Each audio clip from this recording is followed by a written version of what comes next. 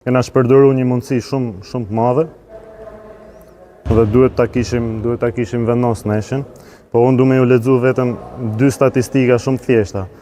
37 personale janë caktu ekipit ton, sot, 19 ekipit kundërshtar, ma bën pak diferencën e sulmeve.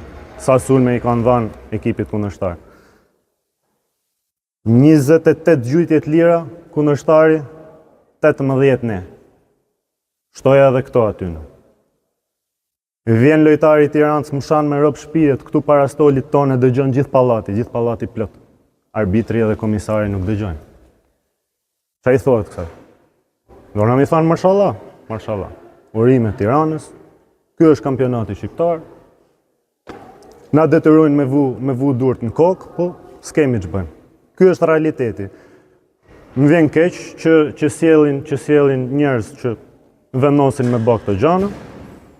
Turp është turp, po sot do e hajmë turpin me bukë, s'kena që bëjmë. Kjo është situata.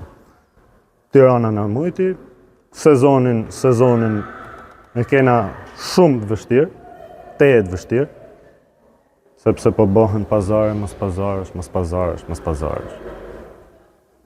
Nuk po luhet ma basketbol. Nga një vllazni që pretendoj të rritej në klasifikim në fazën play-off të shme, duket si rrezikon paksa? Shumë, jo paksa. Rrezikojmë shumë. Mirë po ne do bëjmë maksimumin.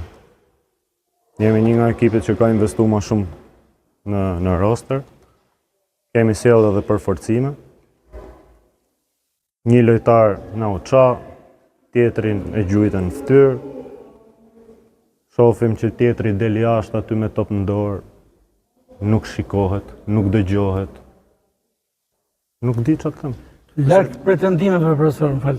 Larg pretendimeve për arbitrin apo të tjera sektor. Nuk është pretendim, unë po them realitetin atë që ndodhi. Merr përgjegjësinë skuadra, se skuadra si ta më herët e patin e dorë rezultatin në 2 momente, edhe në kohën e rregull dhe në kohën e shtesë.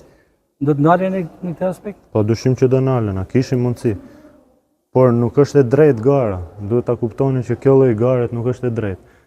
37 personale nuk është e drejtë me 19 nga ana tjetër. Me djemt ton po shkrahen tokë. Po i gjuhet fytyrës, po ofendohen. Po ofendohet trajneri në syt publikut, po ofendohet trajneri. Çfarë i thuhet kësaj? Si mundeni me komentu këtë? Më vjen keq. Nuk është garë e drejtë. Profesor, vështirë do të jetë pjesa me vazhdim e sezonit 3 ndeshjet në vazhdim, duke qenë se edhe ju po thoni gara nuk është e drejtë, duke pasur parasysh gjithë këto alianca, gjithë këto padrejtësi që po bëhen sipas jush kundrejt vllaznisë. Sa vështirë do të jetë 3 ndeshjet e ardhshme? Ne do japim maksimumin. Do bëjmë maksimumin ton në çdo ndeshje. Nuk e vën diskutim. Kjo ishte goditje shumë e fortë për ne sot, sidomos në shtëpi, sidomos gjithë ky publik. Ishin ardhur edhe figura politike sot me na nek. Nuk i shkon. Nuk i shkon basketbollit kjo faqe. Ku luhet ndeshja e ardhshme?